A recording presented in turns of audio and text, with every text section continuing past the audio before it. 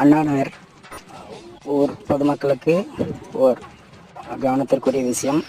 நமது அண்ணாநகர் வட்டாரத்தில் அமைந்துள்ள காமட்டப்பன் கோயில் அருகில் அமைந்துள்ள ஒரு வேப்ப மரத்தில் பால் தொடர்ந்து வடிந்து கொண்டிருக்கிறது.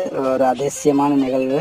இந்த கோவிலுக்கு பக்கத்தில் ஒரு அமானுஷ்ய நிகழ்வு நடந்துள்ளது. இந்த வீடியோவை பொதுமக்களுக்கு பகிர்கிறேன். அனைவரும் கண்டு மகிழுமாறு அன்புடன் கேட்டுக்கொள்கிறோம்.